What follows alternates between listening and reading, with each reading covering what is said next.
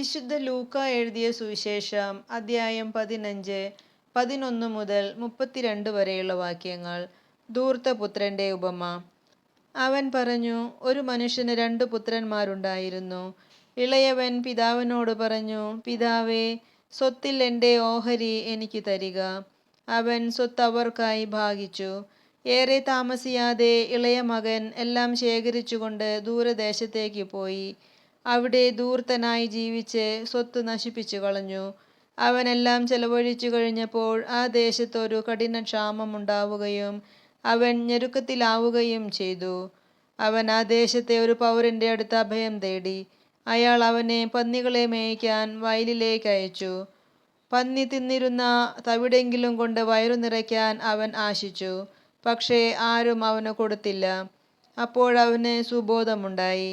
അവൻ പറഞ്ഞു, എൻ്റെ പിതാവിൻ്റെ എത്രയോ ദാസന്മാർ സുഭിക്ഷമായി ഭക്ഷണം കഴിക്കുന്നു, ഞാനോ ഇവിടെ വിശന്നു മരിക്കുന്നു. ഞാൻ എഴുന്നേറ്റ് എൻ്റെ പിതാവിൻ്റെ അടുത്തേക്ക് പോകും.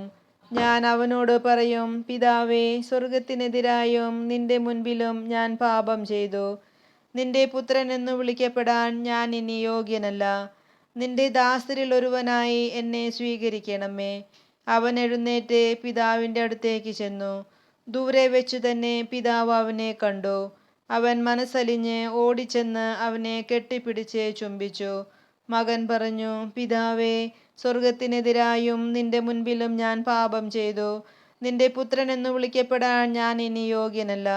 പിതാവാകട്ടെ തൻ്റെ ദാസരോട് പറഞ്ഞു, ഉടനെ മേൽത്തരം വസ്ത്രം കൊണ്ടുവന്ന് ഇവനെ ധരിപ്പിക്കുവിൻ. ഇവന്റെ കയ്യിൽ മോതിരവും കാലിൽ ചെരുപ്പും അണിയിക്കുവിൻ. കൊഴുത്ത കാളക്കുട്ടിയെ കൊണ്ടുവന്ന് കൊല്ലുവിൻ. നമുക്ക് ഭക്ഷിച്ച് ആഹ്ലാദിക്കാം. എൻ്റെ ഈ മകൻ മൃതനായിരുന്നു, അവൻ ഇതാ വീണ്ടും ജീവിക്കുന്നു.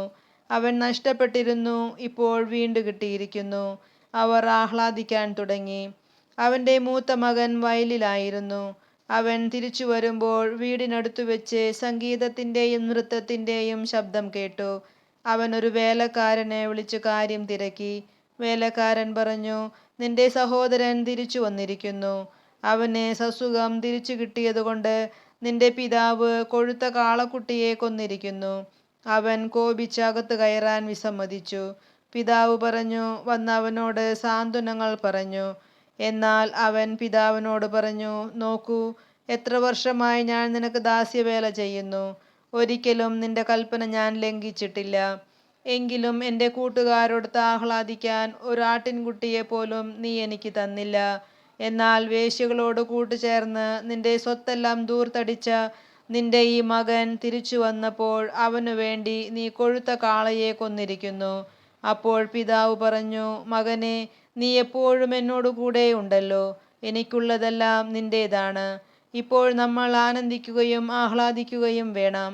എന്തെന്നാൽ നിന്റെ ഈ സഹോദരൻ മൃതനായിരുന്നു, അവനിപ്പോൾ ജീവിക്കുന്നു. നഷ്ടപ്പെട്ടിരുന്നു, ഇപ്പോൾ കണ്ടുകിട്ടിയിരിക്കുന്നു. നമ്മുടെ കർത്താവായ മിശിഹായ്ക്ക് സ്തുതി.